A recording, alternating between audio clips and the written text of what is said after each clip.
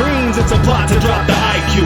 Fighting amongst each other over rumors that don't like you. Prefer us trapped in melancholy with the wood wands of holly. Suggestions that obliterate to camouflage the folly. Attempted mental robbery, executed sloppily. The poppers see this mockery and walk the talk with me.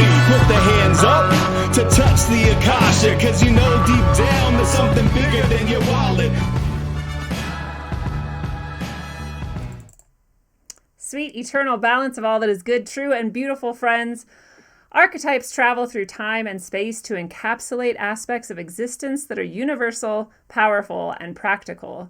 Archetypes are embedded into all religions, all fictional narratives, and all psychology.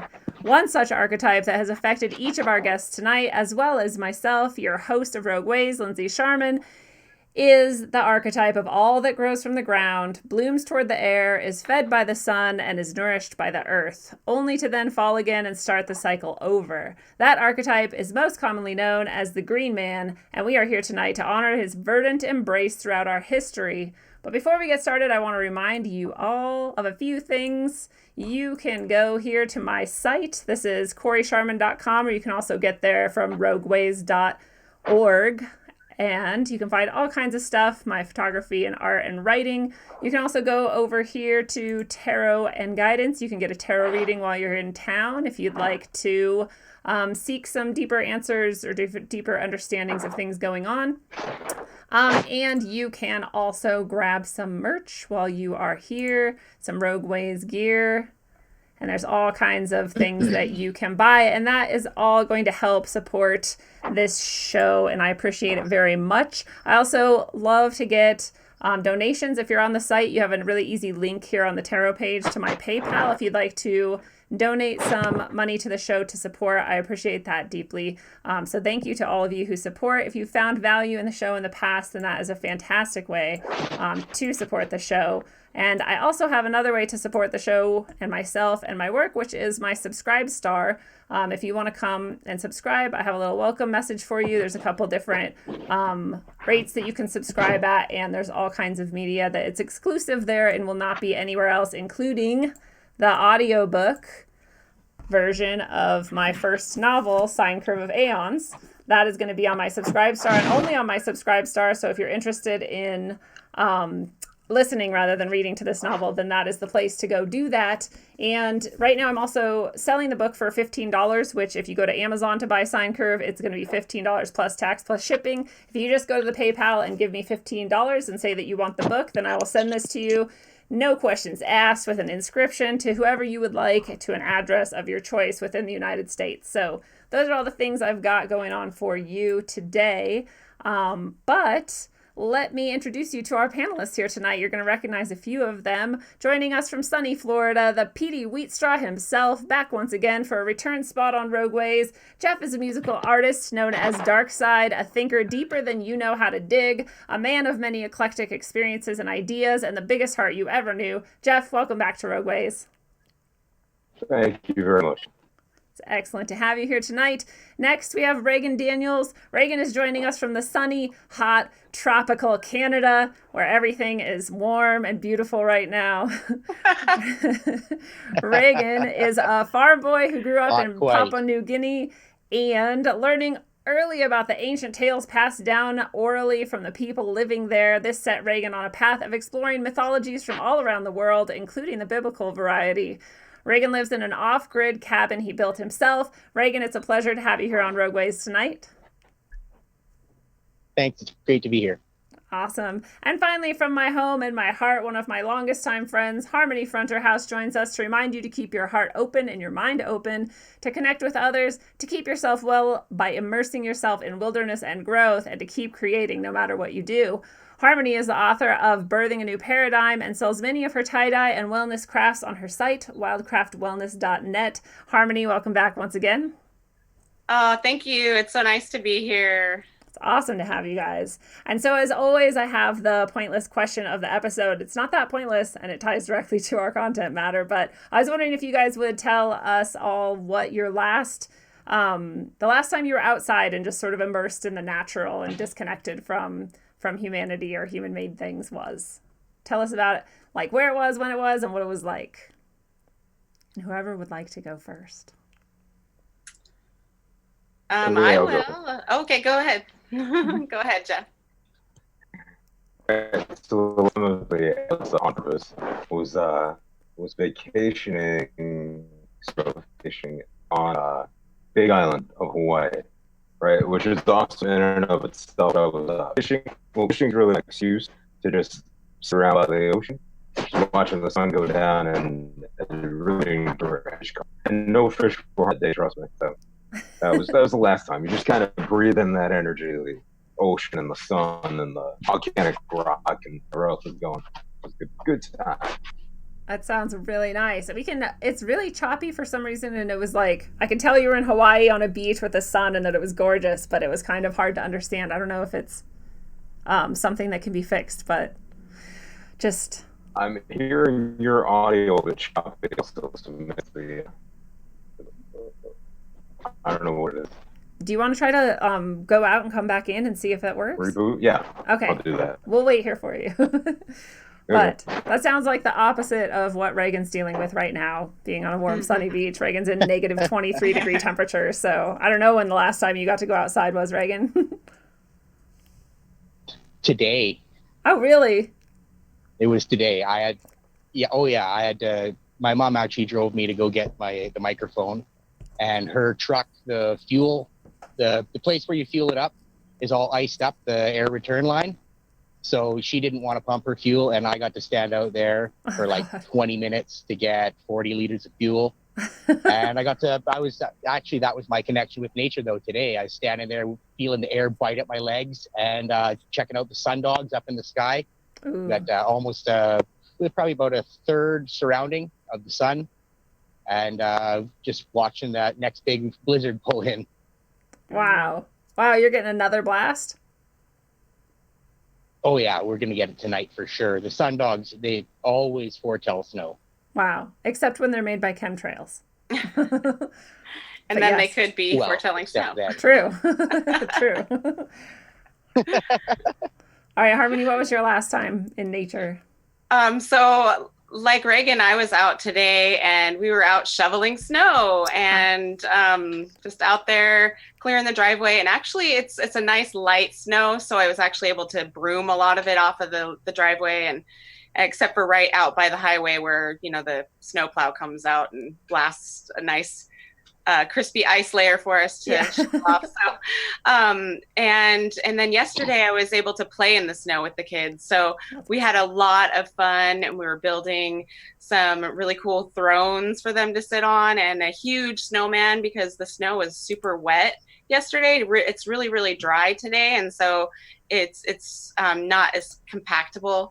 And then I guess the last time that I was out in nature without any kind of human creations was when we went camping out in our kind of our anniversary spot that we go to every year. And it's a beautiful spot out of Mountain Loop Highway, and it's just totally secluded, beautiful. We actually had a bear experience, some bear medicine, and I posted a little bit about that on my YouTube, so you can go check some of that, actually some footage of the bear across the river and everything. Wow. So yeah, it was pretty exciting. The bear actually came into our site, ate the fish off of the fire, and was 20 feet from my youngest son. And so yeah, it was pretty intense, and like camping intense. That's one of our little jokes. But yeah, it was amazing. So I live out in wilderness, and I'm very thankful to have a lot of man-made things to protect me from the elements when we have this kind of snow and stuff. But I love to go play in it, and we had a great time. I took my bell drum, hang drum out and did some jamming out there in the snow, and it was just really beautiful how it echoes off of the stillness. So yeah, it changes the whole acoustics. Yeah, it was cool. Incredible. Yeah. Awesome. I think my last time was up. We have this park right behind our house that's huge. It's gigantic. It has all of these trails, and Colorado is very different for me because there's a lot less like foliage and trees around. But kind of like Washington in the winter, there's still pine trees everywhere, so there's still evergreens. So it's still really nice to get out, and it's all kind of dry and dusty land, and it's like rock formations, and it's very different for me, but I love being out there. And hiking around in that space. It's just like really close and easy to get to, but it feels like you've like gone far away to go hiking in the mountains. So, ooh, got a little bit of feedback there. Hopefully that calms down a little bit. Someone in the chat is asking, wait. Oh, somebody unplugged their headphones, I think maybe because we're getting a reverb. So make sure your stuff's plugged in. But it's somebody in the chat asked, wait, sundogs are weather mod, right? But like we said, sundogs are actually ancient. They've always been there. It's a high ice high up in the atmosphere, and it creates that sort of halo of refraction around the sun or the moon, actually, and does usually indicate snow. But now that weather mod is a thing, it can just be weather mod. So, but like you said, that could mean snow too. All right. Well, we were going to start with all of us were going to kind of pick a different green man archetype from around the world and sort of discuss that. And ooh, Jeff's back right in time, perhaps, to start us off if his tech is working well. So I know that Jeff was going to talk about the green man himself, that archetype, and kind of where it kind of stems from and sort of the overall view of it. And Harmony was going to tell us about some nature spirits of the North Americas. And then Reagan was going to go into some corollaries over in India. And then I was going to talk about a Celtic version. And so I was just kind of stalling to see if Jeff's technology is going to work. But while we're waiting for Jeff, why don't we start then instead with Harmony? Do you want to tell us about what you learned about the green man sort of corollaries in the North American continent? Yes, well, I kind of studied it all throughout the world and kind of took it back to the ancient times and how that has been kind of ebbing and flowing throughout time and into the modern day into North America. And so green man itself is, the symbol of regeneration and rebirth and renewal in all cultures, and especially in the Native American culture and in the more pagan culture of fairy fae and of the modern day celebration of nature. And I think the oldest green man depiction was 3000 BC, and that was dating way back to the ancient times, and all over the world we will find this depiction of the symbol of nature. And I know that in a few tribes they believe that it is the protector of life and of its flora and fauna, promoting its well-being and continuity.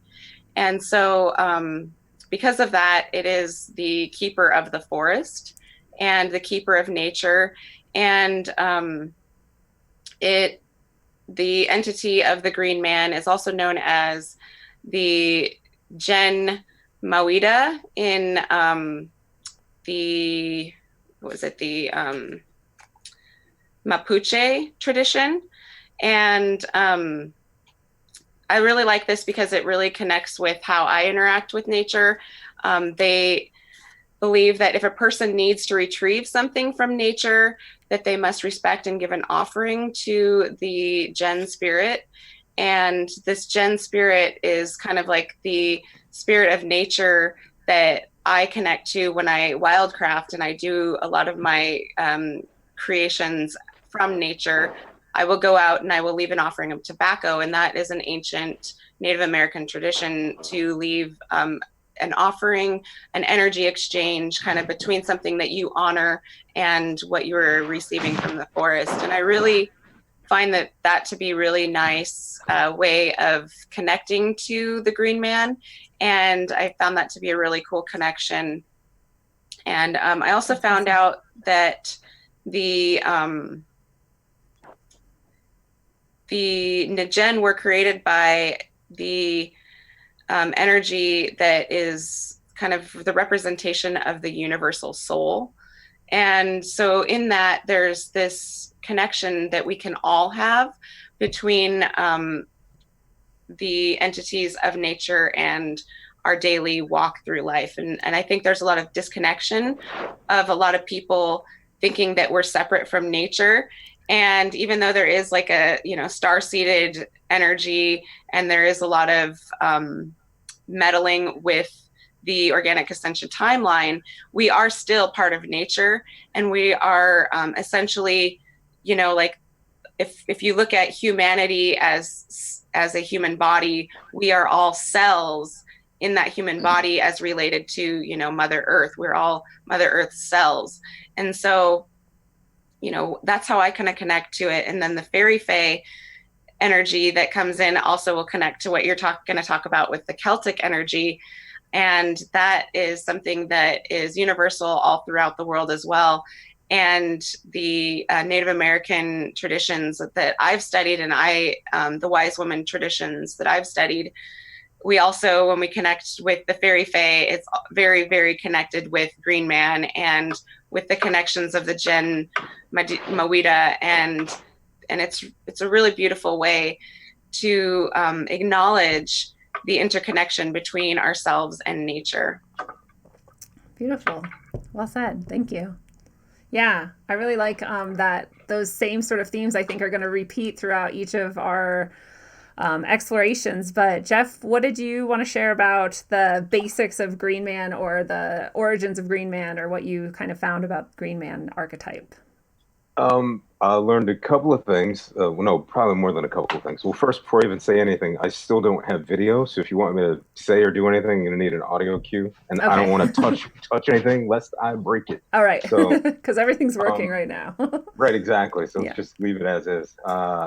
So I learned that the actual term Green Man was really only coined in 1939 by somebody named an author named Lady Raglan. I don't have the exact book that she wrote in front of me or reference to it. I can find it, of course, but that the term Green Man was made by her, but that obviously the motif of the Green Man existed for very, very, very long time before that. And like Harmony was saying, it seems to have woven itself into every culture. Yeah. Every sort of nature dwelling peoples, you know, lived in and around these forests and well wooded areas. And a lot of what she said, I found also the same information in that it was became a representation of life, death, rebirth. Especially, you know, you got to figure if you're living in the forest, you're going to see that kind of thing all the time. There's a point where, you know, the trees go to sleep and it's like, oh my God, are they ever coming back? And then poof, they come back. So fish leave, they come back, you know, they migrate, things like that. So what else? Was there anything else that was like super amazing? No, I think Harmony covered pretty much everything I found. Well, so was I wrong then, and it was not originally a Norse sort of archetype, or? I think that the archetype itself goes back. Further. I don't even think anybody knows. That's a good point. I know that they found Babylonian tablets that were like the oldest depictions that they have been able to locate. And that was like 3000 BC. So, you know, we've got it all the way back to Babylon. So that's I didn't kind even find that. Wow. What I found was a 5th century carving was the first sort of leaf face. You know, they interpreted it as Green Man, but there you are. That goes far back. Okay, well, awesome. Okay, so Reagan was going to tell us about what he found about the sort of Green Man archetype in India. Okay, so I did a bunch of study, and what I found was the first dated incidents that they have of the Green Man, or the Kirtamuka, as they call him, there is in the 2nd century AD. And they found that the Makara, which almost always accompanies the Kirtamuka, predates it by about another 5 centuries. So it's somewhere in there, 2nd century AD to 3rd century BC, according to the Indian tradition anyway. Wow. And it was actually kind of a cool story. It was Shiva was threatened by this demon, and so he opened his third eye and conjured another demon, causing the first demon to throw himself onto the mercy of Shiva. And because he was obligated to protect anything that threw itself on his mercy, therefore he had to protect it against this larger demon. But now the larger demon didn't have anything to eat. So Shiva's solution was, well, eat yourself. And so it did. And it went from its tail right through its innards and until all that was left was this face, which they call the Kirtamuka, or the face of glory. Wow. And it had a long mane. It was sort of leonine, but also fierce. and they have them over the areolas, or right over the main entrances of their gates, temples and shrines and all sorts of things. And they say it's highly symbolic of the self-destructive nature of the ego self in all of us. And in spite of it being such a horrific and angry, fearsome thing, it enchanted Shiva, and he actually was, it's hard to say, he was, entertained by it, or he saw the beauty in it anyway. And he says that they say the obvious lesson of this is that the first step to knowledge of the highest divine symbol of the wondery and mystery of life is in the recognition of the monstrous nature of life and its glory in that character. Or in other words, it is what it is. Yeah. And if you can't appreciate life on its own terms, then you cannot appreciate it on any other terms. Like some of the other things that came out in the text of the story. This is my own words. It said nitpickers which that's my own words, but people who complain about how life would be better if it was tailored to their comfort are unfit for illumination. It was basically what it said. Basically kind of answering that age-old question, why does God let children suffer? Like, this is nature. Of course, it's our fault. Yeah, it's our fault.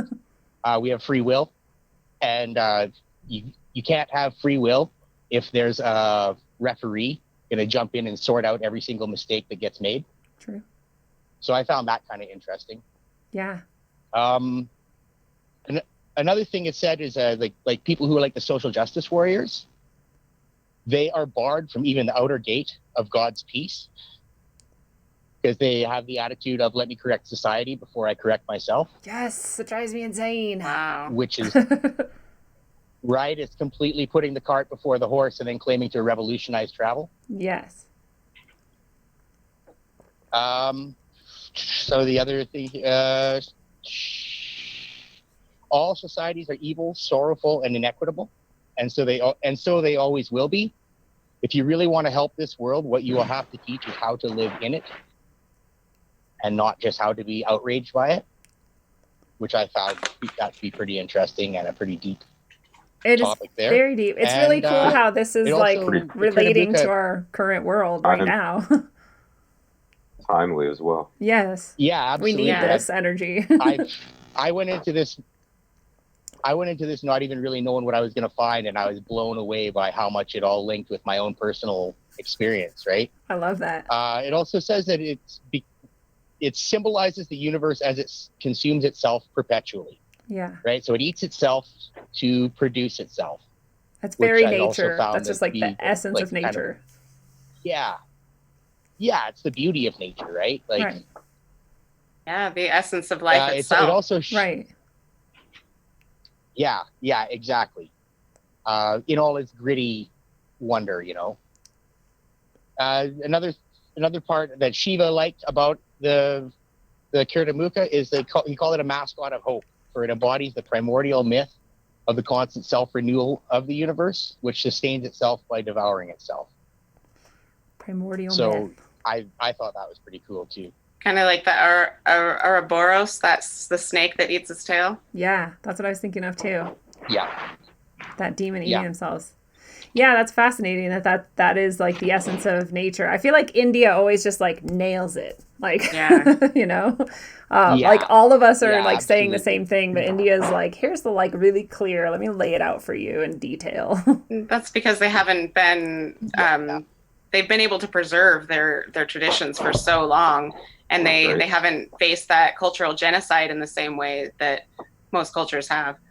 Yeah, true. Yeah, they're the oldest ongoing that we know of culture. But I like that too, that it like we said, is so like timely for right now, and that this is maybe the energy everyone needs. So there's a reason for this show, and here's one of them. But I was going to talk about, or sorry, Reagan, did you have more?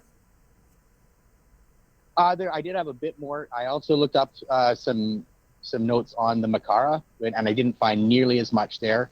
I found a bit of a link between the Makara and the Kirtamukha, in that the Kirtamukha never actually had, in the story of it, there is no evidence of any kind of foliage or greenery or anything like that. And So in that pairing between the Kurtamuka and the Makara, that element of the iconography came from the Makara. The Makara was always known to be sending the lotus vine out of its mouth, and then they connect the two figures between the stonework in those temples. But originally, the Kurtamuka never had anything issuing from its mouth. It was like the devourer, right? Huh. Wow. Fascinating. The Makaras also tend to create bases to pillars. So they'll have like a mouth at the bottom of a pillar or at the top of a pillar, and they call it either a column sucker or a column swallower.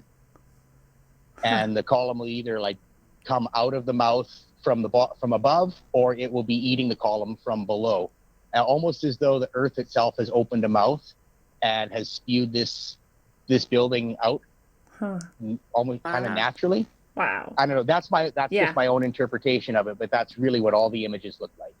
I just had a fascinating discussion right before this show, and this is all kind of like reverberating with that too. So my mind is blown, but that will come in a later episode of Rogue that will discuss those things. So that's fascinating. Well, mine. The only other thing. Sorry. No, go ahead.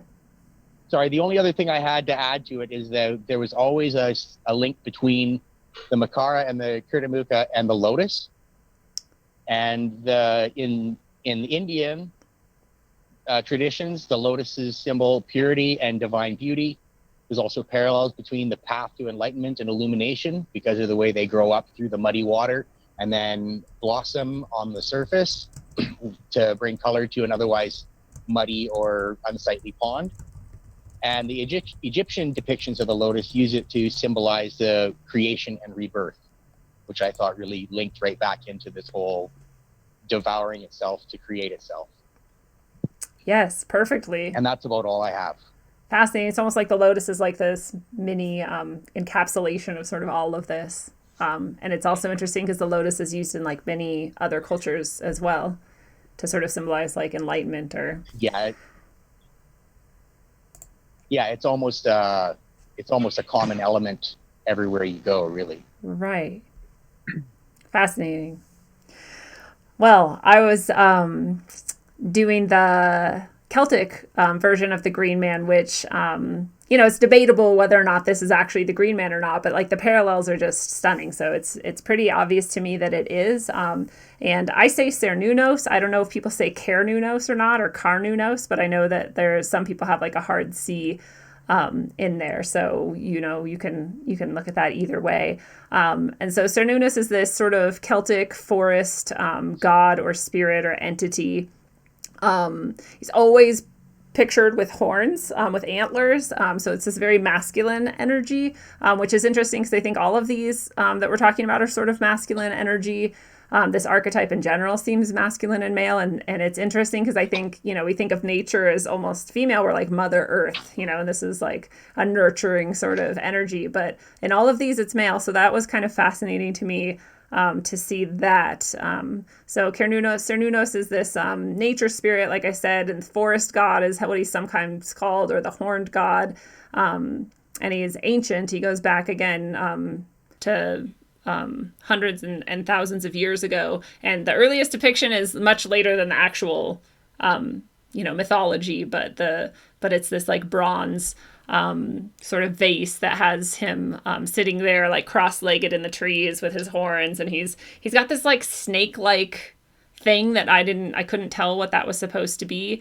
It's not a snake as far as I can tell, unless he's just holding the end of the snake and it's like snaking out from his hand. I don't know why he would be, but that could be. He's always surrounded with animals from the forest. He's always wearing those, they call him a torque. They're like those bracelets that are just open at the very bottom. They don't connect all the way. He's always got a couple of those, sometimes around his neck. There you go. Harmony's got a torque. Yeah, one of those. They usually have like a ball on the end instead of just ending like our modern ones do. But so I don't know if that had a purpose or a symbolism or not. But yeah, probably did. It's probably like energetic. Something. Yeah, there's probably a point to it. So he always has often one around his neck. He's got some on his arm, so he's always got those with him. But But again, it's this masculine energy, and he symbolizes the cycles of time, just like nature would, right? Like you're born, and then you grow, and then you're blossoming, and then you're fruiting, and then you're harvested, and then you die. And this sort of rebirth that goes on over and over and over again, these cycles are sort of a central part of this archetype. And then fertility, obviously, would be a part of it as well. But again, it's like that masculine energy. It's like shooting energy out to be caught sort of by the void and fashioned into something. So I'd say like that part of fertility specifically. But sexuality and sexual energy is always sort of a part of the nature when we're talking about nature in general, or nature spirits. And so that's a part of this too. But he is known as a protector, which I think either Harmony or Jeff brought up as well. When you guys were talking about your thing. And then he's also known as the master of the hunt. And I think this is maybe why I thought this like led back to a previous thing, or to like a Norse time, because they talk about like the great hunt. And he's the master of the hunt. But I mean, these cultures all hunted, so it's not that weird to have him be called the master of the hunt. And there's a prayer to Cernunnos that has a lot to do with offering something back, like Harmony, you were talking about. Whenever you take something from nature, you're going to offer something back. And so the prayer was sort of asking for, nature's abundance or Cernunnos's gifts, but then offering back, and specifically mentioned blood on the forest floor. So there could be like some blood, magic going on there. But in general, I think just the idea that you would offer something back and not just take was part of this prayer to Cernunnos as well.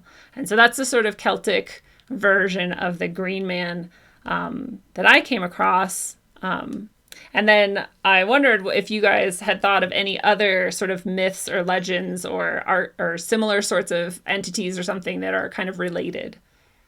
Yeah, I really love how you were talking about the Cernunnos, and it kind of goes into a lot of the pagan traditions of the Oak King and the Holly King, and how the cycle of the year invokes the spring and summer energies is the Oak King.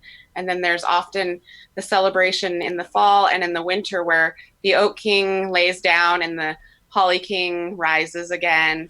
And the Holly King is kind of the energies of the Green Man during fall and winter, that you would, if you were doing an offering, for whatever you wildcrafted, you would wildcraft to the Holly King, or leave an offering to the Holly King during the winter, or to the Oak King during the spring and summer. And then also, I found some other really cool connections between Jack and the Green, which was like an old Celtic Norse pagan version of the Green Man, with the leaves coming out of his face and every orifice, and how he's basically made up of leaves and in the green, and often with horns, and a very masculine energy, and like you were saying, with the masculine counterpart to Mother Earth, because everything that is on this earth is represented in duality, but also integration. And so if we see something as a masculine, there's going to be the feminine counterpart. And if we see Mother Earth, there's going to be the masculine counterpart to balance off that energy and create that magnetic complementary. That makes sense to me, like that Mother Earth would be like almost like the void, like just the matrix of like where the things are going to kind of take form. And then this masculine sort of nature energy is what actually like comes in to like fertilize that and make it into something.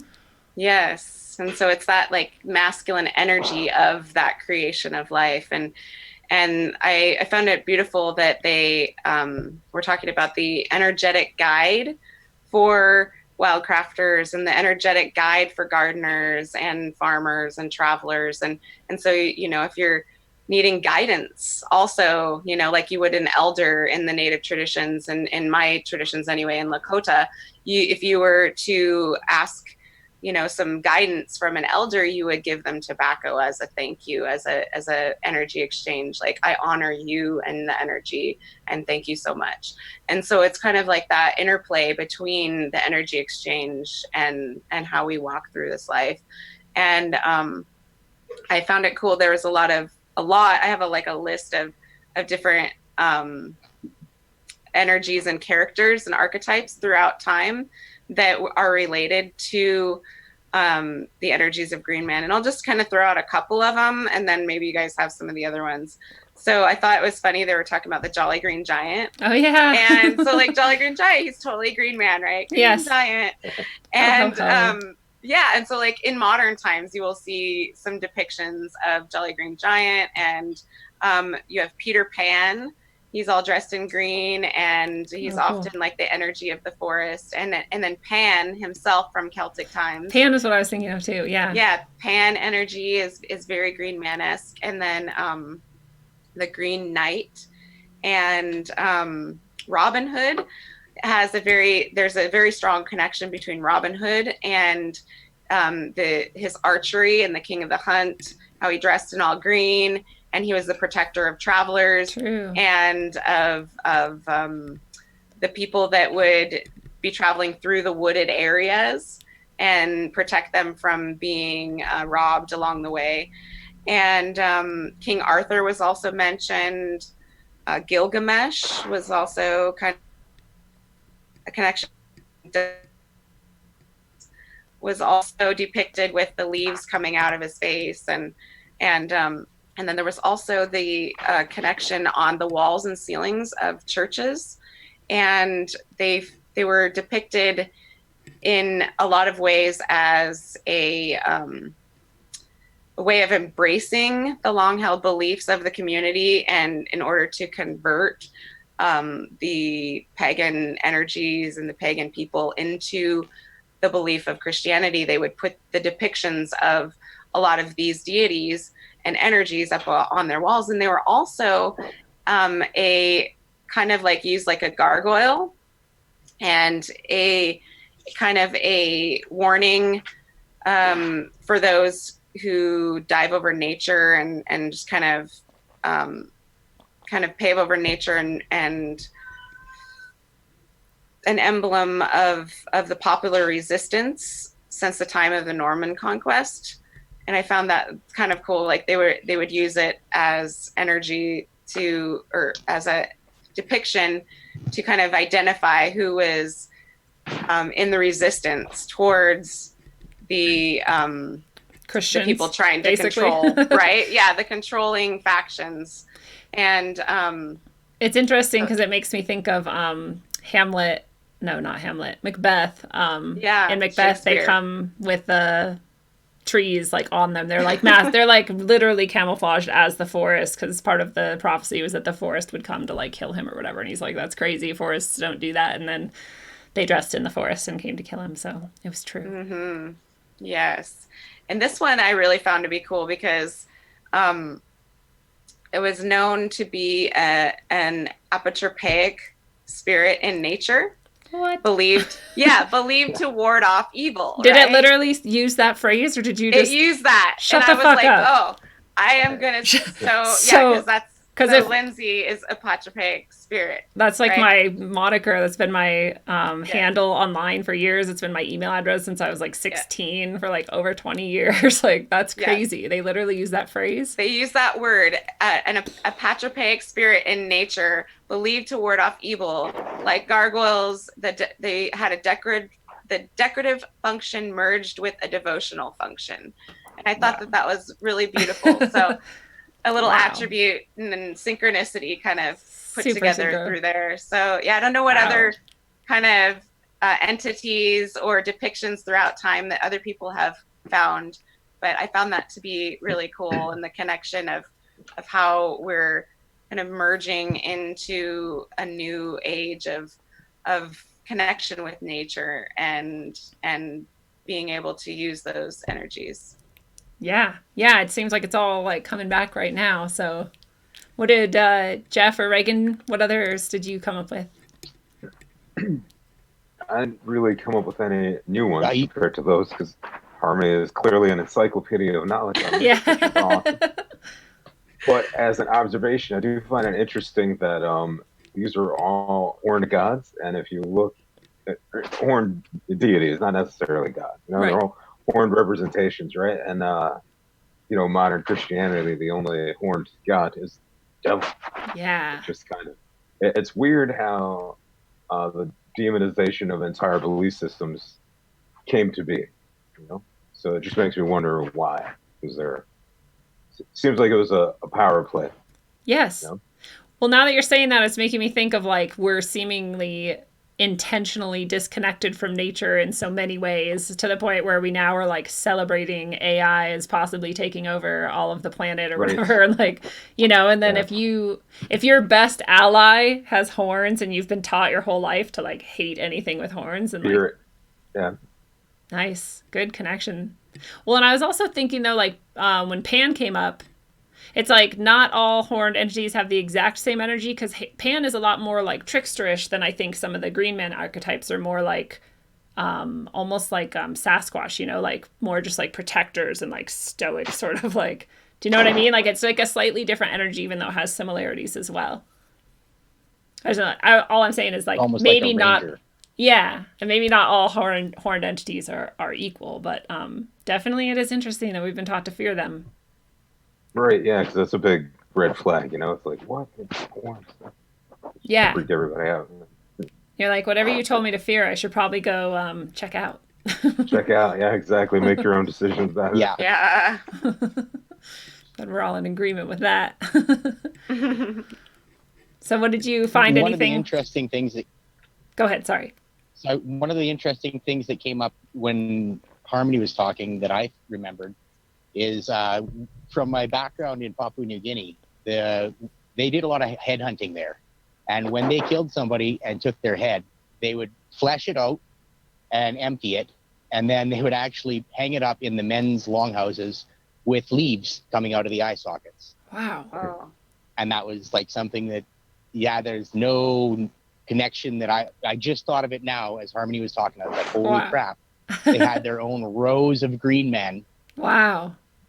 you know, protecting them. They literally felt that by stuffing those leaves in the eye sockets, they were enslaving that individual's spirit to protect them now, right? Because they had fallen in battle to them, that now they owned their spirit, right? Wow. Wow. And yeah, it just was something that came up in my mind while you were talking about it. Maybe they were like, wow, you're so disconnected from nature that you're battling us that we need to shove leaves in you, open your eyes, Right. and give you some karma. Well, they would have wow, that's amazing. they would have rows of these skulls, like literally rows going the whole length of the house, like hundreds, even thousands of these skulls. And they're not really common anymore. I mean, the missionaries came in and did away with most of those ways, but I actually was able to hold a pair of skulls that had belonged to family members, right? So these weren't enemies, these were family members that they now, but yeah, the old man who went and pulled them out, it was his grandmother and his father. And he had them in a special shrine area in his house. And it took him about half an hour to appease the spirits before he would actually could bring it out of the house and show us. And it was actually really kind of cool. It's fascinating because I, again, was just talking to someone about bones and that they have these special properties. And James True has recently been talking about how all of these kind of traditions, and especially the traditions that attempt to sort of control the world, tend to gather bones, and like they'll like build churches out of bones. And like in the catacombs under the church, you have all of these bones. And he's talking about how like bones are literally like antenna of some kind, and they like literally hold power in them. It's not just like some like, you know, like myth or whatever, like superstition. It's like actual energy stored there that you can actually then use in some way, and that like this is some technology that we've sort of lost. And so that's what that makes me think of, like, did these people actually live close enough to nature to understand, not that I want anyone to like be killing each other and harvesting bones, but like, you know, that was actually something that you could use, and that they still understood that or something. Mm-hmm. Yeah, absolutely. It sort of kind of seemed like a universal motif among primitive peoples all over the world. Interesting. You know, if you watch Indiana Jones and they're coming through the jungle, all of a sudden they find skulls, and it's just because we as the audience have all been taught that that is a warning, that is powerful, right? Yeah. Yeah. Wow. Well, so and even if you talk about like Dogman, and this is totally off the subject, but like there's the story that some of the Dogman stories are like shaman that have kind of gone wayward, and they have taken the bones and the carcasses of these animals, and they're actually using them for shape shifting. Wow. And so, you know, it could be that as well. And then there's the shamans that are using things in a balanced manner, and they're also using bones in magical ways because of the essence that they hold. And I know my kids love bones. Like anytime they find anything bones, they're like, we need to do that and make this and hold it. And so, you know, we've got bones all over the place out here. That's cool though. Kids, like, they're closer to that source. They still kind of like remember how to love it, understand shit. Ooh, especially skulls. There's something very fascinating. What is that, Jeff? That is a long-nosed garfish. Wow. Nice. Skull. See it?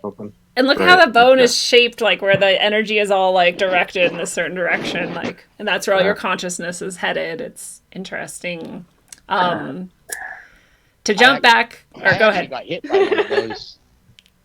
I got hit in the chest by one of those when I was living overseas. Alive, a living one, or we were spearfishing at night, and being the only white kid there, my dive partner thought it would be funny. He shined a flashlight on my chest because we heard the long-nosed guard jumping out in the water. Wow. And he shined the flashlight on my chest, and also we heard it change course, and it was just like whoosh, whoosh, whoosh, jumping through. It would jump out of the water over top, and it slammed into me. It couldn't have been very big. It must have only been 2.5 feet long and skinny. Like they're only about that big around. But yeah, it slammed right into my chest right there. It knocked me right off my feet. I fell over in the water, and it broke off a bit of its nose right on my chest. Wow. But it hit me right in the middle of that spot where the guy was flashing his light. He did it on purpose. I know he did. Oh. I was like, this fish was like coming to connect with your heart chakra and like give you some like magic or whatever. Yeah. But maybe he was just gonna break his nose into your chest. Yeah, probably. That's all that ended up happening. I still spent the rest of the night fishing. Like we were swimming out there in the ocean. We didn't see sharks that night, but we did see them other times. That's pretty awesome. So when I was telling Johnny, my boyfriend, that we were doing this show on Green Man, he's like, well, what's Green Man? And I was telling him, and he's like, oh, like Swamp Thing. And I was like, dude, yeah, exactly like Swamp Thing. And someone in the chat. Yeah, the Incredible Hulk. Yeah, same sort of, one's DC and one's whatever. But yeah, they're like the same. They're like super into the earth, like protecting it. They have all the exact same qualities. They're both men. Someone in the chat brought it up and reminded me. I think it was either Gordon or someone. But thank you for bringing that up and reminding me. But that was all I really had for pop culture. I'm sure there's so many, like, and there's a lot that you could just kind of draw parallels to, but that aren't like too close. Like I kind of think of like King Kong as like this like nature protective sort of entity. The Lorax. Ooh, the Lorax. Yeah, nice the one. Lorax For the trees. Yeah. Yeah. I love the Robin Hood one because it's like in person. He's not like magic and he's not a superhero. He's just like a dude that, is doing right. But it's that same energy. Ooh, someone brought up Groot. Groot in the chat, Sasha. Yeah, Groot is totally. Yeah, and the Green robbing Man. to the rich and giving to the poor is kind of like a theme that's throughout all these different characters as well, because there's a balance that needs to be withheld. Yeah, that balance and that sort of energy exchange, like you were talking about. And speaking of that energy exchange, so that was kind of one thing we already mentioned is a way of sort of honoring or utilizing the Green Man energy in our daily life. But what other ways did Jeff? Did you have any ideas about how people can sort of like use this archetype in their lives now? I feel like if you spend any time in nature at all, or realize that everything, even all of these crazy technological world we live in, it all sprouted from somewhere, and all sprouted from nature in a way. You know what I mean? All life is life, even artificial life. So you kind of have to take with it these methodologies of the ancients and go and honor this life wherever you find it. So I'm of the opinion that it might not necessarily need to be as dramatic as your own blood when you go to have a picnic or something. Yeah. But I don't know, maybe bring some bird seed for the birds. Yeah. I don't know, balance. Just like Harmony was saying, just bring a bit of that balance into everything you try and do, especially if it's out in nature. The big thing is leave only footprints, and I'm cool with that. But sometimes just Just try to bring more of a balance. Try to bring more than you actually take. I love that. Yeah, because a lot of us are really, really, really used to taking and taking and taking and not giving anything back to the point where, like, go ahead. I was going to say, live in a super convenient world. You know, it's Yeah. like if you want something, you go to a store and eat it. You don't have to hunt it anymore. You don't have to go and pick it from a tree or rely on somebody else to have already done that for you. You just need a couple of dollars, you go to a store, you get whatever you want. If you need clothes, you don't have to go wear another animal's skin or have somebody weave a fabric for you. You just go to the store and buy it. So I feel like that's a huge disconnect, and I feel like it's a huge energetic disconnect too. So we live here in our own little bubbles of convenience, and the hell with nature. It's for me to use, as opposed to it being really an energetic exchange and a relationship, which is what it should be. Which is why I think we're all suffering the way we are, because we don't have that relationship anymore. And all off-balance relationships lead to suffering. So. Yeah. Amen. Well encapsulated. Reagan, what do you think? I actually kind of just got lost there in what Jeff was saying. That was beautiful. Yeah, it really was. It sucks because I had something to add to it too there. Well, we can come back. No, I just kind of zoned out there. It's all good. Totally happens to me all the time, and then I just pretend like I know what's going on. Harmony, what do you think? Well, sadly, you put me on the spot there, and I couldn't just pretend. Sorry. Harmony, what do you think are some other ways that we can like bring this archetype into our life or use it in positive ways? I think, just go out and spend time in nature and connect and realize that you are part of nature. I mean, it can be as subtle as just taking a walk. I mean, every normal person knows how to walk. If you don't want to feel unnormal, just go walk, But if you want to get really into it, I mean, there's a lot of cool things that you can do. And I think one of those things I just heard about recently is this called humanitary movement. And they literally, everyone digs a hole and you get in the hole and bury yourself up to your knees and plant yourself. Oh. And you kind of experience, and they do like a little ceremony, and you kind of experience what it's like to be a tree. And, that's something that just popped up into my head when you said that, like literally you could do something like this. You could go out and just go wildcraft and find some really neat, sticks and pine cones and things like that, bring them back and make things out of them, or go and, make an offering and collect herbs and, usnea from the trees and roots and different things from nature, and make medicine with them and make, and potions or tinctures and things that will boost your connection with nature. Really just go in and find what works with your own personal path, because every person's different in what they like to do, but just find what it is that you like to do and how you can connect with nature.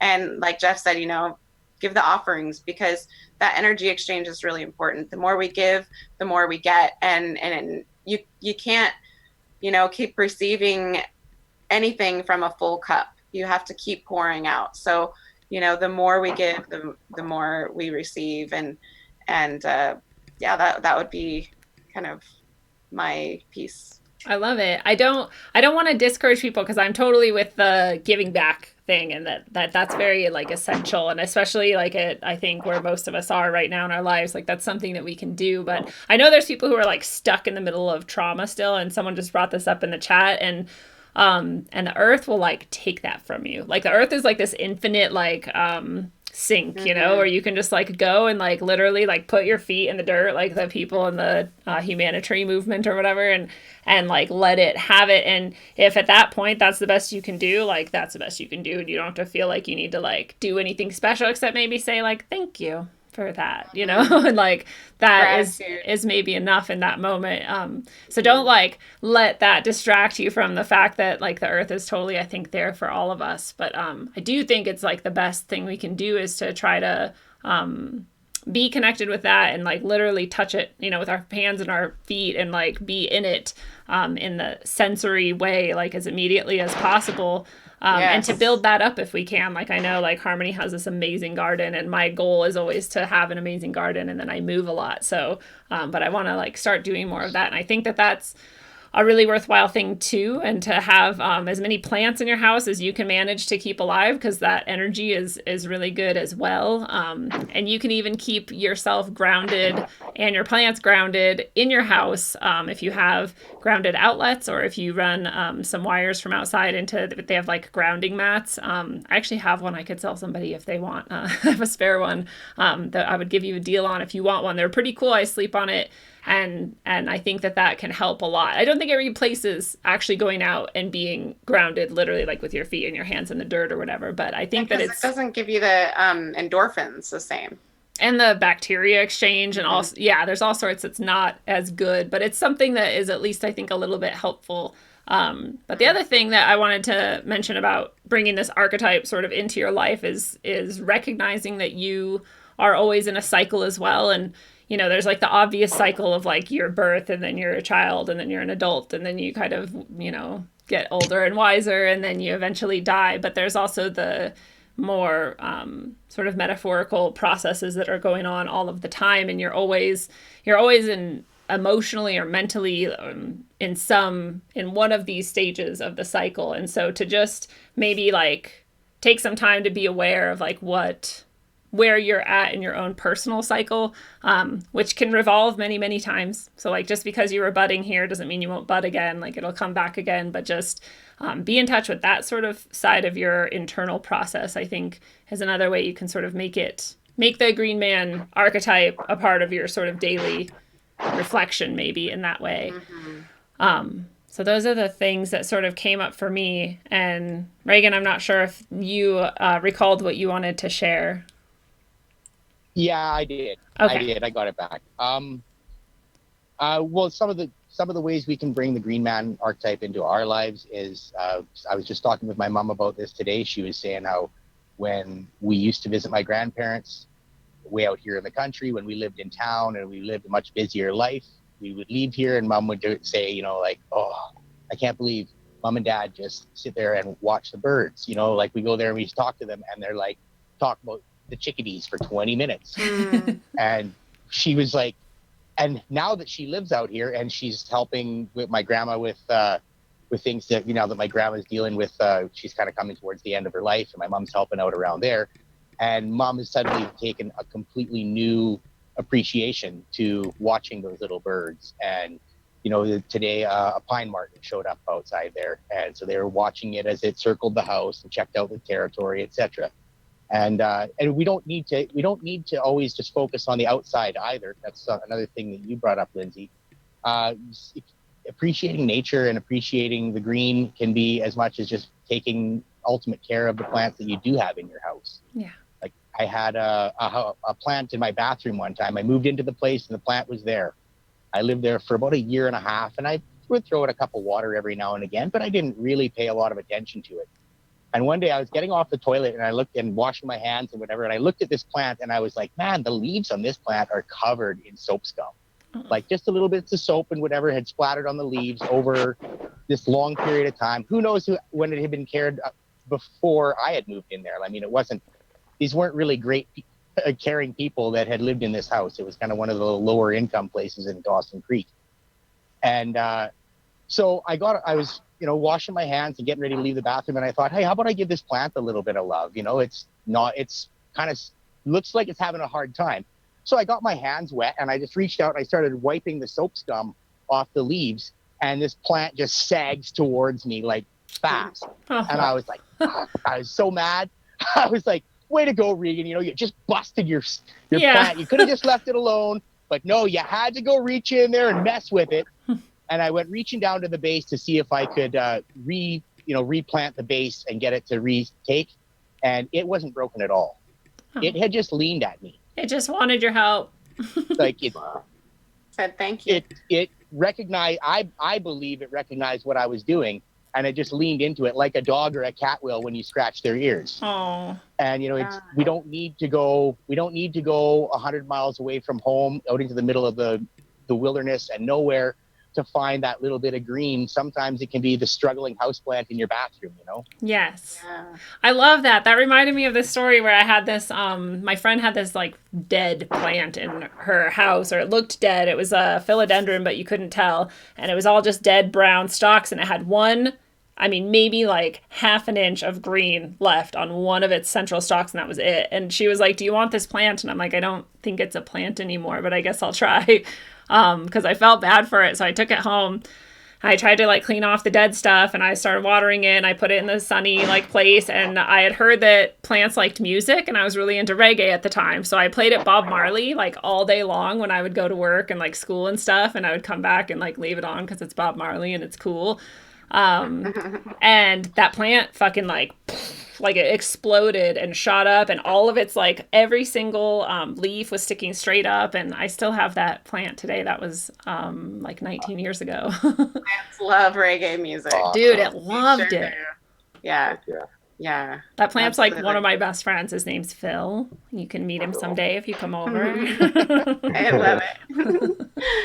Yeah, I love what you said I about felt- that. Go ahead. I felt really bad that I didn't take that plant from my bathroom when I moved out. I was like 2 days away from that place, and all of a sudden I was like, "Oh, what? I can't believe I forgot it!" Right?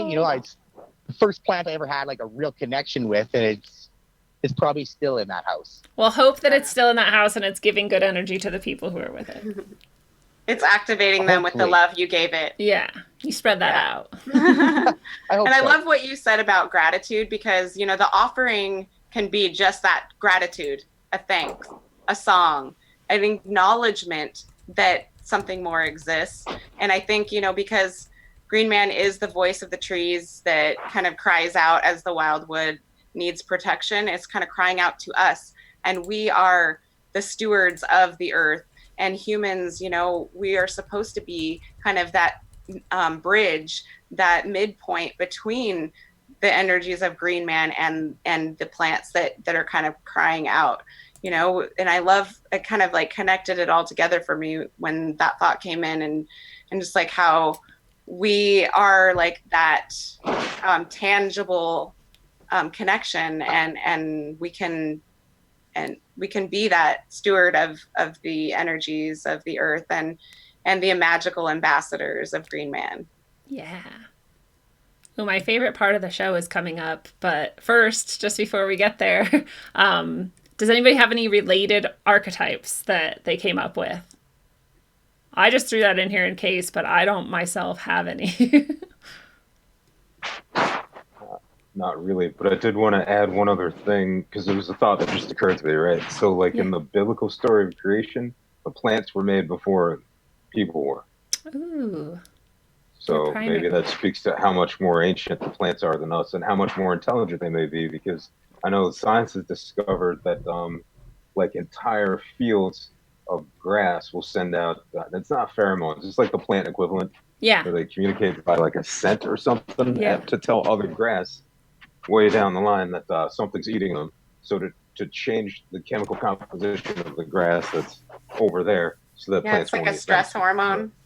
Yeah, exactly, something like that. Yeah. Wait, so they actually make themselves like less tasty when they hear that or smell it or see it or whatever? Yes. Yeah, that's my understanding of that. Yeah. And likewise, on the other side of the spectrum, they actually, when a flower hears a bee, it makes its nectar sweeter. Oh, wow.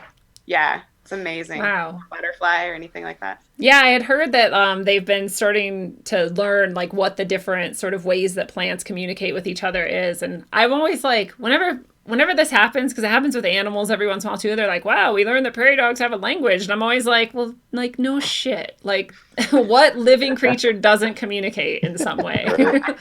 But like, we have to wait for scientists to tell us this. Like, somebody just posted something the other day that was like, when a mom and a baby are playing with each other and making eye contact, their brain waves are synced up. And I'm like, yeah, like, Why? How else did you think Well, yeah, I don't know.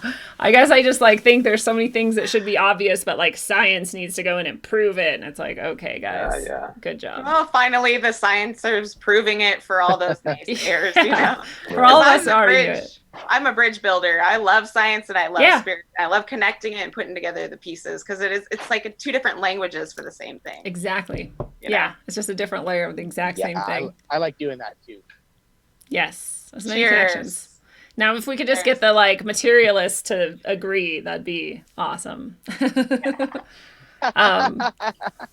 All right, so let's You get could to. get them to agree if there was a buck in it for them. Yeah, true. If Bill Gates funded it, it would happen. Yeah. So let's get to my favorite part, which is our personal experiences with the Green Man archetype. Whoever would like to start. I'll start only because I have a funny one that's related to what you said, Lindsay. So, as far as actual like, Green Man experience, I'm not sure I have any because I have a bunch of weird experiences. Anybody who knows me or heard this podcast at any time knows that just weird things happen to me all the time. Yeah, go watch Jeff's episode of Rogue Ways way back in season 1. It's pretty awesome. So I can't frame these things until way after the fact. So sometimes something will happen and I won't really get it until, I don't know, 5 years later. It's like, oh, is that what that meant? Like, so I'm still sorting out a lot of these experiences that are potentially, nature spirit Green Man experiences. But a funny sort of synchronicity. So Lindsay, when you were talking about Johnny talking about the swamp thing, right? When I worked at a place, I don't know, 15 years ago, and the main boss was leaving, and one of his, first lieutenants was there, and our nickname for him was the Green Man. Because he was this little short guy, and I think he got sick one day and turned green, so that name stuck. It was kind of a mechanic shop, so how that's like a Shark Tank. Everybody gets horrible nicknames. Yeah. His was the Green Man. So at the time, I had this little guy. You see that? Yeah. Right. So you say Swamp Thing. I had this thing sitting on my desk, and I was working for the Green Man while I had a Green Man. And it's just kind of weird. You saying Swamp Thing. This is supposed to be a creature from the Black Lagoon. Same. So did you even know what Green Man was when that happened? No. This is all looking back. Love it. That's awesome. Not at all. Awesome. I just had a random thought really quick. Does Krampus have horns? Yep. Yes. Because maybe Krampus is sort of a Yeah. Green Man-esque sort of being, but Krampus is pretty mean. Krampus is like only there for destruction, I think. Well, I think he has two sides, doesn't he? Does he? He has two sides. That's from what I've heard. Yeah, there's like the scary side if you're naughty. Oh, and okay. There's like the more benevolent giving side if you're nice. It's kind of like nature. It's kind of Green Man-esque. Yeah, it's just kind of scare children. Yeah. So my Green Man experience kind of, I've had lots of Green Man experiences, but one of my very first ones was when I was a young child, and I used to just kind of gaze at nature because I really love nature. And that's kind of what connected me to my purpose in life and allowed me to observe a lot of life lessons through nature. And so I was just kind of gazing off into nature, and I started noticing faces coming out of the trees. And I was like, wow, this is amazing. And, I was pretty young and didn't really know how to explain it. Most of the people around me couldn't explain it. And they're just like, oh, wow, that's interesting, little kid, poo-poo. They're like, she has a really good imagination. Yeah, exactly. And so I just kind of learned to, ignore it a little bit. But then it came back at me really strong one time when I was out in the woods camping with some friends, and the entities of Green Man actually put me into some kind of a trance, and they anointed me with some kind of energy that I was unreal, because it was like my whole body tingled all over, and I just felt activated, and I knew that I was a guardian of the earth, and I knew that there was a deep connection. Yeah, it was chills, like cool and warm at the same time. It was just incredible. When was And that? probably when I was like 17. So this is like before you became an earth goddess. Like, yeah, this is why you became an earth goddess. It's partially, like it activated me, absolutely activated me. And that's when I started to reconnect with nature a lot, because at that point I just kind of disconnected from nature, lived in the city. The only time I'd really go into the woods is when I'd hang out with my friends, you know, at lunchtime or after school, and Smoke a bowl. Hang out. Yeah, exactly. And that's, you know, and that's kind of, I think, nature's Green Man way of just like kind of holding me in that space and not even realizing it subconsciously, you know. And so after that happened, I knew that I was supposed to be interconnected with the plants, and I still forget, you know, sometimes to give thanks as I walk out my door and, you know, get busy. But I have this underlying gratitude for nature that is undescribable, and it has absolutely activated me from that experience. And, you know, now I have interplay with the energies of Green Man or Mother Earth, or the energies of the abundance of this plane that we live on and this realm that we're in, and all of the amazing things from this earth. And so I give offering to that energies, and just interconnect with how I am part of that. So wow, what an experience. Well, and this is like, it doesn't surprise me either, because I know I say it a lot whenever you're on the show, but like your garden is amazing. Like people are like, garden, but you're like, no, this is like a lush forest of like interconnected like sub zones, and like I don't even. It's a permaculture paradise. There you go. Yeah, it's amazing. And you seem to do that like wherever you go. It just kind of like is what you do. So I believe that. All right. Well, Reagan, and Reagan, I'm excited to hear Reagan's experience too, because this is why this show happened. Is Reagan and I were talking on some random thread, and you had mentioned that you had a Green Man experience, and I was like, whoa, I have a really like powerful one too. Like we should talk about it, but neither of us had time to type it all out. So I was like, well, fuck it, we're doing an episode then, so we can just like tell it. So, Reagan, why don't you tell us your experience with the Green Man?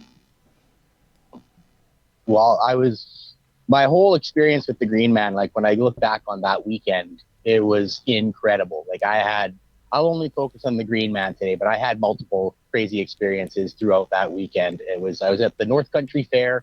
It was at Jussard, Alberta. They still have it every solstice, every summer solstice. It's this like 3 or 4 day long music festival, and it's really cool. They have rules like no canned music. So the whole time we were there, I never heard popular music once. That it was all, makes me so happy. From the bandstand. Because I always hate people playing instruments in their campsites.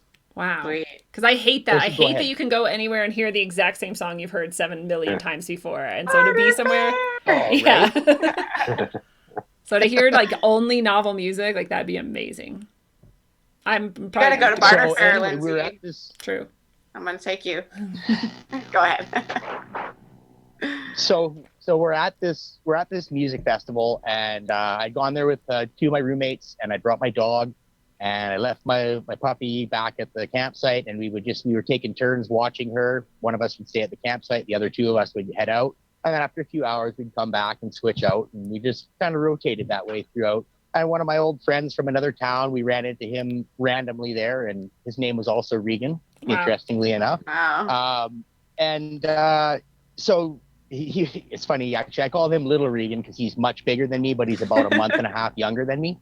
So he's like twice my size, but That's it was awesome. like Big Regan and Little Regan. So little Regan and I went down to the bandstand, and we'd eaten a bunch of mushrooms, and we had pockets full of beer. So it wasn't like this was like a clear-headed experience or whatever, but we were just going out to have a good time. Yeah. And we got down there, and we're listening to the music and just enjoying ourselves. And the mushrooms kind of kicked in, and it was getting cooler and cooler all the time. The Mad Bomber Society came on, followed up by the Spoon Man, like literally the old man from the Soundgarden Spoon Man video. Wow. There's some old guy that plays spoons. Yeah, he was one of the performers there. It was really cool. yeah, and it was mind blowing. Like he was so awesome. I'm standing there, and the mushrooms his hands are blurring in all directions with these Wow. spoons, and I was just like blown out of my mind. But all of a sudden I had to pee. So I just like left the bandstand area, went to the edge of the bush, and I just was like gonna pee there. And all of a sudden, right where I was gonna pee, there's this guy sitting on the ground, and he's sitting there with like his hands on his, and he's just sitting there on a little minor slope. So his butt is higher than his feet, but he's sitting there with his legs bunched up in front of him, his hands in his head in his hands. And it was like, actually, it's funny that you mentioned the Krampus. It looked like a little miniature Krampus. It was like a man all made out of wood, and Wow. like not like carved out of wood, like grown out of wood. This was straight up like some kind of other thing. Yeah. And I was like kind of blown away because it looked way too good to be a costume. You know what I mean? Like, Yeah. just this put anything in Hollywood to shame. And I was like, I'm standing there, getting ready to pee. And all of a sudden there's this dude in front of me. I was like, I kind of kicked at his foot, and it was like roots. It was wood. Right. Oh. And I was like, hey, tree friend. Hey, tree friend. There was no response. So I was fucked up at the time, right? Yeah. And there was no response, so I just peed right there. Like, I didn't really think too much of it. And then I didn't think too much of it for a long time later, right? Like, it wasn't until maybe this happened in like 2003, and I didn't even think about like any connection to anything, even in spite of the fact that I saw this weird thing. I didn't even start looking it up until about a year and a half, maybe 2 years ago. Wow. And I was like, wow, I wonder what that was. I'll just look up, Green Man Music Festival. And it's just like, you're talking about the Green Man. I looked at the pictures. I was like, yeah, that was it. Like, holy crap. This wasn't something I had ever read about before. It's something I just saw. Right. And it's, I didn't know, I didn't have any idea why I had seen it, or, I mean, nobody else there saw it, but yeah, it was weird. It was really weird. Well, I want to say a few things. Sadly, my experience. Sorry, go ahead. My experience doesn't go a lot deeper than that, but that was it, right? Like, right. That was enough. I mean, that like sparked you. That I want to say that like anybody who's done mushrooms or acid knows that you hallucinate, but you don't like see entire like coherent, firm structures of like beings that are like that clear. Like you see like patterns kind of merge and like things kind of dance in and out. So like that like gives some sort of weight to, and I also want to say that in either way, experiences you have on those drugs it's like they can like open up the portal or like lift the veil or however you want to describe that, and it doesn't mean that what's happening isn't real. So there's that. And also, of course he would come to that festival because you guys are like jamming out and like giving all this good energy like into like and in a natural setting, and like, yeah, why wouldn't he want to go there? Well, and then there's that other point that you and I were talking about just earlier. I think it was either last night or today with the music. Oh, yeah. Natural music is tuned to 432 hertz. And canned music or commercial music is all tuned to 440 hertz. Yeah. And numerologically, 440 adds up to 8. And 8 is, I can't remember just off the top of my head here. It had to do with like, because it's eternity. It's eternity and like whatever, but I can even maybe find the picture that we were looking at, but it's also this idea of death is in the number 8, and then some aspect of it reminded you and I both of almost like a trap when we were talking about it. Yeah, and it was talking about the formless mind, and then also that when you bring 8 over into Chinese numerology, 8 is the number of wealth. And for commercial music, for them to tune it to the number 8, that makes perfect sense because that's what those people do. Whereas if you look at the 432, 4 plus 3 plus 2 equals 9, and 9 was all about divine love, interconnectedness, karma, versus the 8 was associated with dharma, etc. Right? It was they really spoke to much different principles. Right. Okay, so I have it now in front of me. I wondered if... And 9, is divine love, spiritual creativity, innate talents, completion, karma, as in like the reward for like good actions or whatever. But especially that spiritual creativity and divine love and innate talents, like that matches a lot better with music and what you would want from music than this sort of timeless space. Yeah, and there's not a lot of money there. Yeah. And there's not a lot of money in those things, right? Like right. You could see where somebody could monetize the 8 value rather than the 9 value a lot better, right? Right. Yeah, that was fascinating. So yeah, like Green Man would definitely rock out even more if it was this natural sort of music and this actually good wavelength or whatever, energetic, you know? And actually Bradley Tracy posted the original picture that brought my attention to that with the 432, the image of 432 hertz versus 440 hertz. Oh, like the cymatic. He posted that, I believe, on the Yeah. The image of the sound. Right. And so if you go and look on his page, or I'll post it to this link on Eyes Open as well. Yeah. I'll post a copy of that picture so that people can see what we're talking about there. Because I mean, the 432 structure is clean and crisp and open, and the 440, it looks like a mess, right? Huh. It looks like somebody took the 432 and threw it on the floor 6 or 7 times. Right? So that kind of like the difference between water when in the Masaru Emoto experiments, how he puts love, and that's like the 432, beautiful, crystalline, clear, perfect image, and then hate and fear is this distorted, shattered vision. Exactly. And this is actually the best, for me, this has been the most convincing to say that there is a difference between 440 and 432, because I've always been like, I don't know, isn't it just kind of like a different number, like who cares?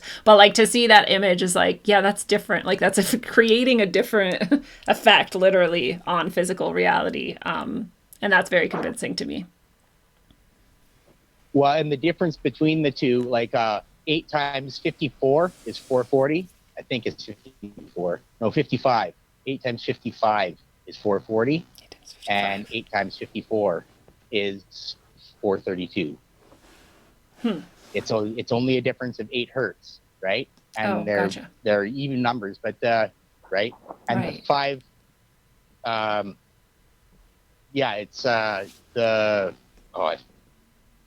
I blanked there for a second, but they're very close, right? And you wouldn't think there would be that much of a difference between the two, but when you look at the images of the effect of these sounds, it's completely different. Yeah. Yeah, and then it's like, it's just that these people who are controlling everything have thought of like everything. Like they're just like, there's nothing they haven't touched and left their dirty, nasty paw prints on, but. All right. Well, I'll tell my Green Man story, and hopefully I'll get it right, and I'm not the best storyteller, so forgive me. But I was writing my first novel, and if you've heard me talk about it, this might be somewhat repetitive, but the way that I wrote the novel was I said to myself, like, wouldn't it be fun to read this book about this? And I was like, it sucks that doesn't exist. And then I was like, oh, I should write that. And then like literally 3 different books just like popped into my head. And I was like, whoa. And I went and I like scrambled and wrote it all down really quickly. And I still have that note somewhere. And it's literally like 5 bullet points for each book. And it's like, that was like the trilogy. And then when I started writing it, I was like, I have no idea how to write. I've always been a writer, but I've always written poetry and nonfiction, like articles and essays. And I've tried like short stories and those aren't very good. And so I was just like, I don't even know how to do this. Like, I'm not a novel writer. And I don't have experience with it. I've always been amazed that anyone can do it. Like this intricate world that's just like all these storylines and people and like, how do you plan this all out in your head? And seems crazy to me. And so, but I was like, well, I'm just going to sit down and start because that's the best I can do. So I sat down and I started writing, and literally as I would sit down to write every day, I would just get like the images in my head of what was going to happen. And so I sat down to write. I didn't know any of the characters. I didn't know any of the places. I loosely knew what the book was kind of what was going to happen, but I didn't actually know like what was going to happen or how it was going to happen and all of those intricacies. And so I'd sit down every day and it would just like come to me and I would just start writing. And sometimes I'd write like the 24th chapter and sometimes I'd write like the 2nd chapter, and it would just like jump around and I would just write whatever was coming into my head. And the way it all kind of like connected and came together was like blowing my mind. I was like, I don't even know how this is happening. And like the characters would do things that would piss me off. And I'd be like, why the fuck would you do that? Why would anyone write this book like this? You know, like, but that's what they were doing. So I was writing it. So that was the process of writing this book. And so there's a point in the book where the character, one of the main characters, comes to this sort of like trance, like dream sort of state. And she's in a forest, and this like entity comes out, and I can see what he looks like, and I can see that it's a he, and I describe him, I write it down. I'm like, you know, and then I start to understand that he's this like integral part of the story, and, you know, that he's like bringing these sort of forces to bear that are like a rebalancing of a cycle that was off, and that, you know, he's masculine and he's like protecting the natural order of things and all of these things. And I didn't think much about that. I was just like, this is a hella cool, like, random entity guy, like, neato, you know? And then, and then I found this piece of art, which was called Transdimensional Emissary. And that's the cover for the book. And that's basically the guy. And it's basically the scene in which he appeared. And I was like, how did this artist like paint or draw or whatever this scene from my book? Like, and this guy in the book is a transdimensional emissary, and like the title of it is it was like blowing my mind. I was like, what the fuck? Like, this is crazy sauce. I was like, okay, whatever. So I like, you know, used this art. Then I went one day and like just randomly found this article that was about Cernunnos. And I was like, what's Cernunnos? And I was reading about it, and I was like, this is the fucking guy, like, in the book. Like, that's him. Wow.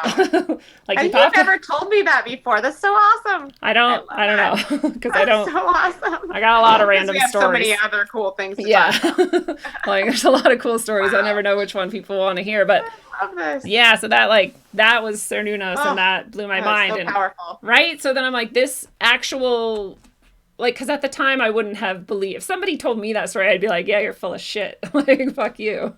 But that happened to me. So I'm like, this is actually a story about Cernunnos and his, like, you know, energies or whatever. And this artist is in on it, even though he doesn't know. He's never responded to me. I don't have permission to use this art.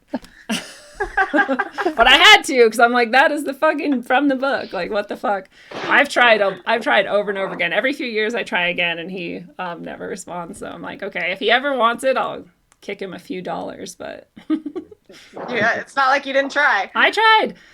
And I don't really make money off the book either, but, and then if that wasn't like the best advertisement for buying the book ever, then I don't know what was, because this book is pretty rad. Good. I want to reread it now. Very good. So that's my Green Man experience. That's, and I honestly, like, I didn't know the Green Man before that. I didn't know Cernunnos before that. I didn't know anything. I'm just like Regan, like, I had no connection with that in my mind, so it just came from, you know, spontaneity. But the other thing is that I was writing at this place where I lived, which was right on a river, which Harmony knows what I'm talking about, and so my bed actually looked out the window like onto the river and the forest, and it was like the lushest, most amazing forest ever. So I kind of feel like that connection every day while I was writing was like, had to be some aspect of why that was able to come through, or something. That river is magical, and it's in a state of rehealing, so he's definitely present there. Yeah, he's coming back. And it's funny because since then I like notice it more. Like, I see Cernunnos, like, you know, in articles, or I actually follow Cernunnos on Facebook. Somebody has a Cernunnos page, so he's kind of like pops up more and more now. But yeah. All right. Well, I guess that was the personal experiences section of the episode. So do you guys want to, I don't know if we should merge together the like sort of overall kind of take of the Green Man energy and Cernunnos and the final words of wisdom, or if we should keep them separate. What do you guys think? Merge it. Yeah. Yeah. I say merge it, but I wanted to add one thing, because as far as the pop culture Green Man stuff, so there's a YouTube series called Hellier. I don't know if anybody. I keep hearing about it. I haven't seen it. So they did the first season. It's kind of like a documentary, you know, where they were trying to discover the roots of one mystery and then got led into another. So season 2 just aired probably a month ago. And it's beyond relevant, because they're talking about the Green Man. They're doing a ritual to Pan. It's worth checking out. You know, that's all I got. That's all I got to say about that. Does it seem to you like they're doing that in a way that is positive like for those Yeah, for the archetype, or are they like abusing it? no, definitely more positive because Oh, they were cool. just trying to learn more about it, period, you know. And I mean, they did find some dark stuff, but just like anything, uh, you know, the darkness in people will be attracted to whatever they want to make of it. You know what True. I mean? Yeah, So yeah. it's kind of like they always tell you, it's like, oh, magic is evil and terrible. If you're an evil and terrible person, you're doing magic, it's going to be evil and terrible. Yeah. That doesn't mean that all magic is terrible. Just like, you know, they might have discovered a few weird things about you know, a cult in Kentucky, but that doesn't mean that the Green Man is terrible. Right. Yeah, it's just like any religion. Yeah, there's Yes. Yeah, beauty and there's horror. Uh-huh. right, right. So yeah, it's definitely super interesting. I thought it was interesting when I'm a weirdo. So your mileage may vary. Yeah. I'd probably love it because you are not the first person in Eyes Open either to bring it up, and Oh Gordon yeah, Hamill was also in the chat saying like, yeah, it's awesome. yeah. So yeah, that sounds like a good one. Great. All right, so who wants to start? We'll merge the two final questions of what's your overall sort of take and meaning of Green Man and your final sort of words of wisdom about it. I would say that if you're going to seek out that kind of energy, then you're going to need to find a quiet place to do it. You know, like, I mean, it might seem like where I wasn't a quiet place, but spiritually it was. Right. Like there wasn't all this assault on us from all the commercialism and trying to get us to buy the whole time we were there. I mean, there was little booths set up that people were selling stuff, but there was no pressure, and that wasn't what it was about. It wasn't about somebody trying to make their Christmas money. It was about people just coming together and appreciating each other for their differences and their similarities and whatever else, right? But it was a special place, you know. I don't think you're going to find that energy just anywhere unless you really, really put yourself in the right mindset for it. Agreed. Good advice.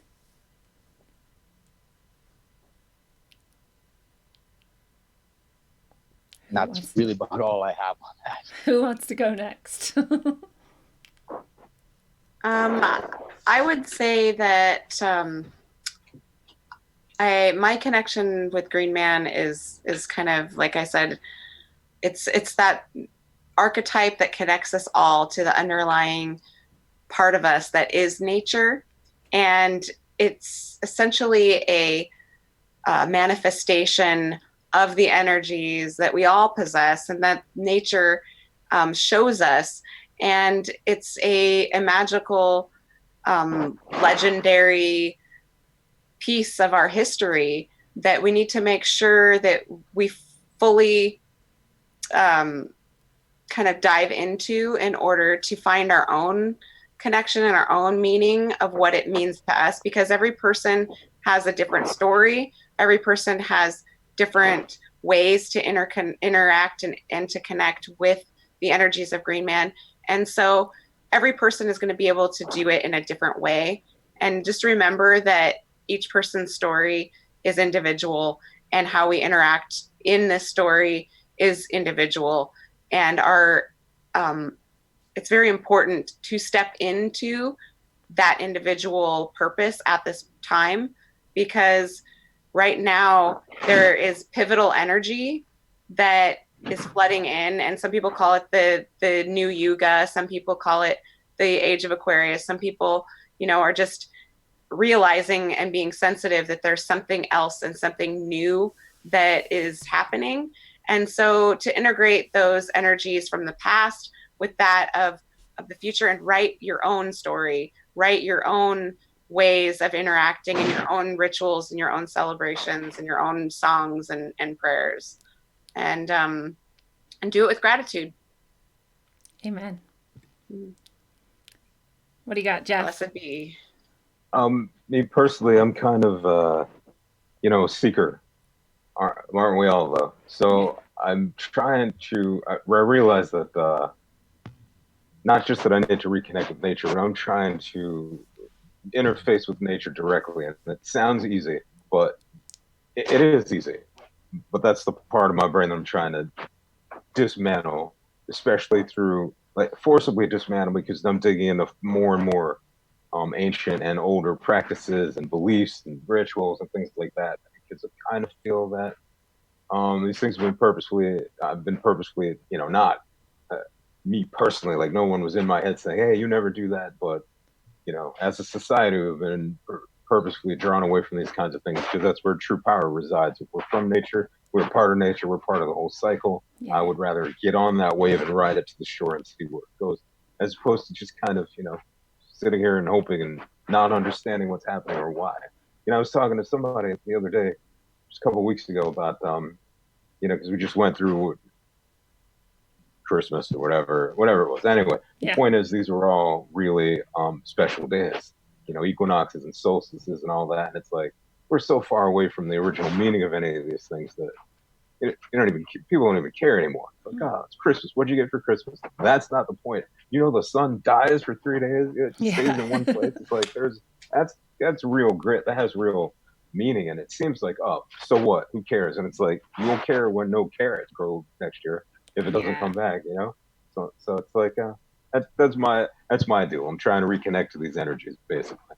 Trying to go back in time and feel what the ancients felt, walk the path of the ancestors in the modern world. Yes. Or try to. I love that theme throughout the show, like bringing that ancient magic kind of back to bear now and how important it is right now and how much it connects to actually what's going on like a, however you want to look at that, like a fundamental, like psychological, like magical, whatever level. It's like really important right now. And when you were talking about that, like we don't even connect with that or care about it anymore. It made me think of how we're like literally talking about blotting out the sky to like reflect the sun, and then like you won't see the stars, and it's like there's half of your like nature is just like gone and like disconnected from you, and we're all just like, yeah, do that sounds great. Well, that's part of the Sorry, Harmony? I said it's part of the attack on the sacred elements. Yes. Yeah, and it's another earth, air, fire, and water, the sun, the air, the water, and the land, it's all in one. It's all in one, and the geoengineering, the chemtrails gets it all. So yes, aerosol, prolonged aerosol contrails, whatever you want to call it, it's whatever there. You want to call it. No one's denying it anymore, and we need to, discuss what we're going to do about it, because that's the main issue with geoengineering. It's just another aspect of that like separation between us and nature that is being sort of inflicted too. And I know that like I know it's harder for a lot of people to get out into nature than it is for others. I was just talking to someone, I can't remember who, and I was like, if you like go out in nature and like whatever, and they were like, I can't, it's like hours away and I don't have like the transportation. And so it's like what I think Reagan was saying was like, then bring a plant into your house at least and just find some way that you connect with nature. But even if you are like completely separated from all of that, like there's nature inside of you. You are nature, right? And so you're never really disconnected from that. It just really, really want you to feel that way. They want you to think that that's true. So, fellow travelers of the path, it is a beautiful thing. This has been your analog, electric, concentric dose of wisdom according to Harmony the Green Woman. Harmony, thank you for being here tonight. Thank you so much for having me. It was a pleasure. Yes. According to Jeff, the mystic. Jeff, thank you for being here tonight. Thank you. You guys have a great night. You too. And according to Reagan, the experiencer, Reagan, thank you for being here tonight. Thanks a lot for having me. I really had a good time. It's been awesome. Ooh, I love your Rogueways candle. That is so beautiful. That's cool. So just so you guys know, Harmony and I made these things by sticking the Rogueway stickers onto them. They can't actually buy them, but I'll send you stickers if you want them. All right. At all stages of our life, we can remember and honor the energy of the Green Man. The Green Man is our nascent beginnings, still enwombed in our hearts or our minds, a seed waiting to grow. The Green Man is our first sprouting movements in a new situation, just sensing the surroundings for the first time. The Green Man is our vining creation as it has hit its stride and is almost ready to harvest. The Green Man is the fruits of all that we worked so hard to finally achieve. And the Green Man is the pruning back when we can sense we need to let go. And the Green Man is the death of any dream, any relationship, any body we will ever know. But the Green Man reminds us that there's always energy ready to be shaped again into something new, and that nothing ever ends. Not really. It just is waiting for that next beginning. So until you fully internalize the entire cycle's magic, travel well, aim for balance, and always look inside first. It's a one-on-one lesson, so do your homework. Make your dome hurt while up on earth. My bones are blessed from holy dirt. Vibes manifested to words that told me search for verbs and adjectives to describe birth. Worth more than one can speak, while the tongue feeds a weak, a sour taste in your mouth, bittersweet. Words can also kill you when you sleep. Mind condition, low frequencies while the subconscious mind listens. I can tell a vision filled with lies, disguised as truth, and spread it like the word to the youth. Watch the tube. A place where the God gets food is sorcery. To recreate a God forgery does more than meets the eye. Not too many know. Just hear me flow like the eye of Horus Pinio. Yeah, not ready to leave until we believe we're free to go. You hear me? Run.